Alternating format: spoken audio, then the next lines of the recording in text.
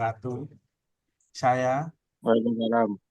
Rizwanal, Assalamualaikum warahmatullahi wabarakatuh. kami dari apa ini, kelompok struktur Baja 3 ingin menjelaskan tentang jurnal yang diterbitkan oleh International Journal of Steel Structure yang berjudul Application of Machine Learning in Prediction of Shear Capacity of Hard Steel Stud in Steel Concrete Composite Structure, dengan bahasa Indonesia penerapan pembelajaran mesin dalam prediksi kapasitas geyser dan steel stud pada struktur komposit baja beton. Saya perkenalkan, saya Penaldi NBI 14319.050. Saya Beni Ragil, NBI 14321000006. Saya Krisna Mada Mahendra, NBI 14322000145. Saya Izazi Jauzahayan, NBI 14322000050. Saya M. Rizky Kam, NBI 14322000045. Kita lanjut untuk penjelasan awal. Ya, untuk memasuki awal-awal kita menjelaskan sedikit tentang struktur komposit pada baja. Struktur komposit pada baja adalah struktur yang menggabungkan baja dan beton menjadi suatu kesatuan. Struktur ini memanfaatkan keunggulan masing-masing bahan, yaitu baja yang kuat terhadap gaya tarik dan beton yang kuat terhadap gaya tekan. Struktur yang menggunakan berbagai material seperti kayu, baja, beton, dan batu bata secara bersamaan untuk konstruksi. Jenis konstruksi komposit yang paling umum adalah penggunaan baja dan beton untuk membentuk struktur komposit baja beton. Lanjut untuk pendahuluan. Karena penggunaan beton yang baik dalam kompresi dan baja dalam tegangan, struktur baja komposit secara signifikan lebih mengurangi kerusakan seismik dalam studi bahaya dan resiko strategi penilaian dibandingkan dengan tulangan struktur beton bertulang konvensional. Ini menawarkan banyak keuntungan. Ini termasuk rasio keuntungan terhadap berat yang tinggi, kekakuan lentur yang ditingkatkan, konstruksi yang lebih cepat dan fleksibel, kemudahan untuk perbaikan dan retrofit tinggi, dan peningkatan daya tahan. Menurut H. et al. 2010, Lin et al. 2014, Shanmugam dan Laksmi 2001. Konektor geser dalam sistem komposit baja beton harus memiliki kekuatan dan keuletan yang cukup. Tiang baja berkepala adalah konektor yang paling umum digunakan untuk mentransfer gaya geser longitudinal pada antar muka sistem komposit baja beton. Jembatan geladak adalah contoh utama penggunaan konektor geser stud. 7 faktor mempengaruhi kinerja konektor geser. Mereka adalah geometri tiang berkepala, yaitu diameter dan tinggi betis, kekuatan tarik tiang, modulus elastisitas, dan kuat tekan beton, kualitas las tiang, dan arah dan detail pengecoran beton, dan tulangan. Uji dorong dan uji dorong dan balok digunakan untuk mengukur kekuatan geser tiang berkepala. Ketentuan kode yang disarankan sebagai besar mencakup ekspresi untuk menghitung kapasitas kekuatan geser tiang yang diperoleh dari uji dorong eksperimental.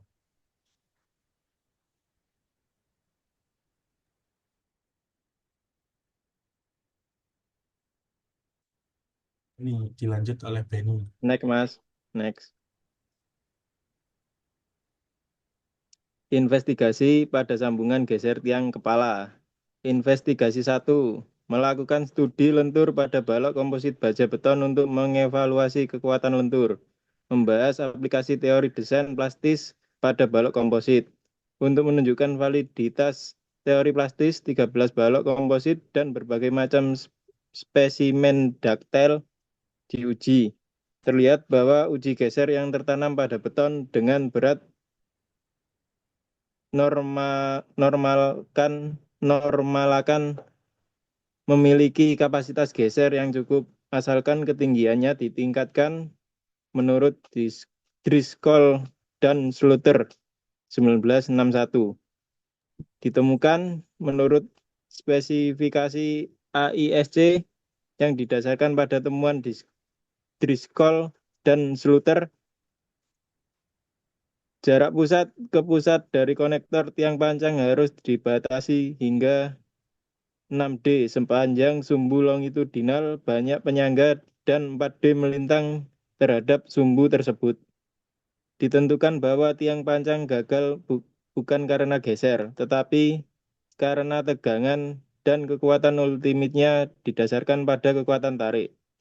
Pada peneliti melarang studi dengan para peneliti melarang studi dengan rasio tinggi terhadap diameter H per D kurang dari 4,2 karena kemungkinan berkurangnya kekuatan beton.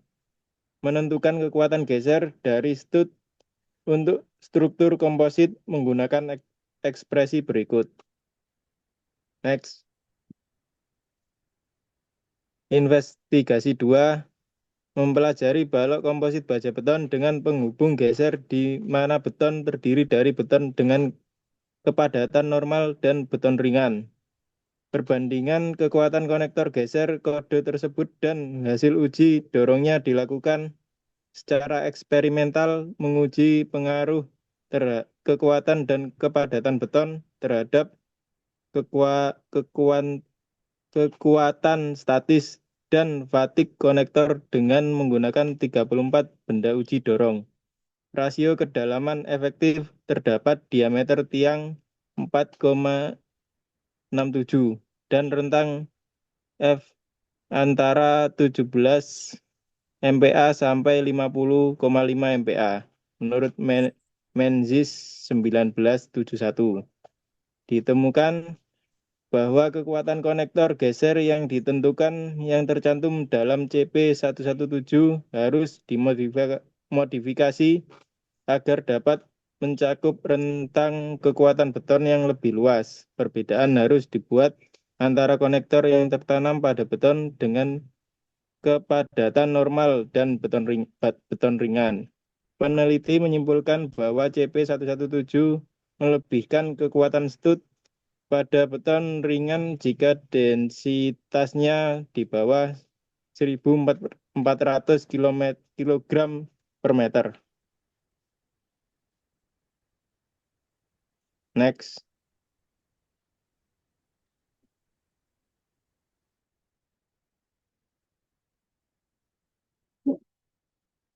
Ayo Kres, wayamu Kres. Selanjutnya isi. Penelitian ini bertujuan untuk mengembangkan model untuk memperkirakan ketahanan geser dari tiang baja berkepala dengan menerapkan konsep Minimax Probability Machine Regression atau MPMR dan Extreme Machine Learning atau EML. Kebaruan dari penelitian ini adalah pemanfaatan dari data yang komprehensif untuk memprediksi kekuatan geser dari tiang baja berkepala melalui alat regresi mesin. Banyak parameter lain yang pasti mempengaruhi kapasitas stud, seperti jenis elemen struktur komposit, misalnya pelat komposit, dinding balok, benda uji dorong, dan lain-lain. Sifat geometris, misalnya rasio diameter kepala terhadap betis, panjang penanaman stud dalam beton, kepala terhadap betis, rasio panjang, dan lain-lain. Jenis material beton, misalnya beton normal, beton kinerja tinggi dengan kapasitas pengerasan regangan, RC serat, dan lain-lain. Dan mode kegagalan. Untuk Minimax Probability Machine Regression atau MPMR, yaitu sebuah pembenaran alternatif untuk teknik diskriminatif. Dipertimbangkan dalam beberapa aplikasi dalam literatur Sun 2009, Yang DKK 2010, Zhou DKK 2013. Dasar misi dari MPMR adalah untuk memaksimalkan probabilitas minimum dari titik-titik data di masa depan selama proses klasifikasi. Manfaat dari model MPMR termasuk asumsi minimum distribusi yang mendasari untuk fungsi yang benar dalam masalah regresi trivial dalam batas-batasnya. Fokus MPMR ini didasarkan pada algoritma Minimax Probability Machine Klasifikasi atau MPMC yang diusulkan oleh Landgren dan kawan-kawan tahun 2001 yang menggunakan fungsi kernel merger untuk mendapatkan model regresi nonlinier dengan pengklasifikasi nonlinier, yaitu MPMC, yang memaksimalkan probabilitas minimum klasifikasi yang benar pada data di masa depan. Next.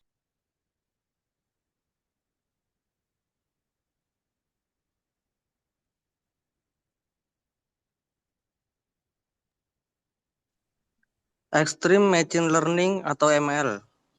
Dalam jaringan syaraf tiruan feedforward, FNN metode berbasis gradient descent, metode binning curam biasanya digunakan, namun kinerja metode ini tidak efisien karena langkah-langkah pembelajaran yang tidak tepat dan membutuhkan lebih banyak literasi untuk mencapai kinerja yang lebih baik.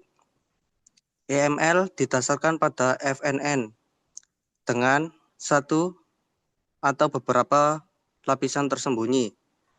Secara umum, berbagai entitas dari jaringan feedforward adalah untuk dimodifikasi atau disetel untuk kinerja yang lebih baik. Keuntungan utama EML adalah tidak perlu mengubah atau mengedit entitas node tersembunyi saat menghasilkan model. Yang kedua, perbandingan model berbasis MPMR dan EML dengan metode perhitungan yang sudah ada. Pada investigasi sebelumnya, beberapa model telah dikembangkan untuk menggambarkan beberapa teknik untuk memprediksi kapasitas geser dari tiang baja berkepala pada struktur komposit baja beton dalam Ambabers dan He 2019. Misalnya, konsep pemodelan JST diterapkan untuk menentukan kapasitas geser tiang baja berkepala. Mereka mengusulkan ekspresi komputasi lunak model berbasis ANN terkait penerapan dan kemampuan dan menunjukkan bahwa model berbasis ANN berkinerja lebih baik daripada persamaan berbasis kode, misalnya yang diberikan oleh EC4 2004, AASI1 LRFD 2014 dan GB 50017 2017. Persamaan dari EC4, AASHTO LRFD dan GB 50017 dirujuk di bawah ini. Parameter input untuk MPMR dan ELM yang digunakan di sini untuk mendapatkan model yang kuat juga digunakan untuk membuat model berbasis ANN di Ambabers dan He 2019. Untuk mengilustrasikan hal ini, maka ini secara singkat membandingkan kesimpulan analitis dan model berbagai MPMR dan ELM yang dikembangkan di sini dengan metode model berbasis ANN dengan menggunakan data yang sama dan jelas. Next.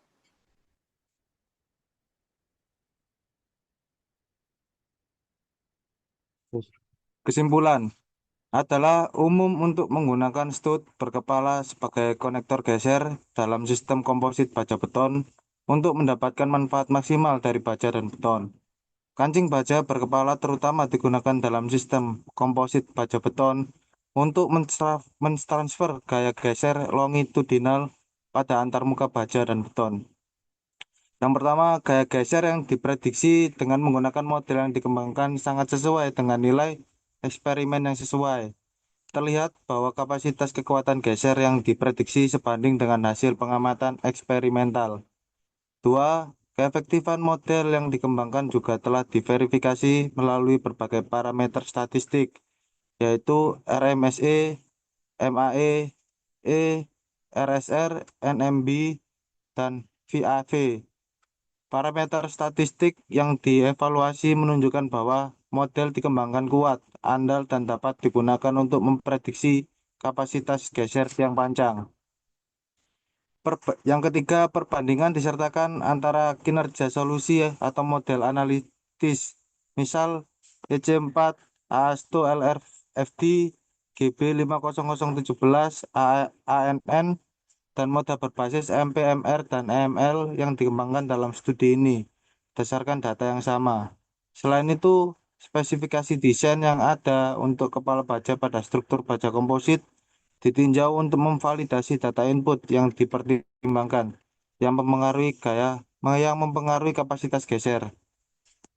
Sebagai kesimpulan, model berbasis MPMR dan EML merupakan solusi baru dan kontribusi yang berguna dan luar biasa bagi basis pengetahuan dan insinyur yang ada untuk prediksi kapasitas geser tiang baja berkepala dan pada gilirannya untuk desain struktur komposit baja beton.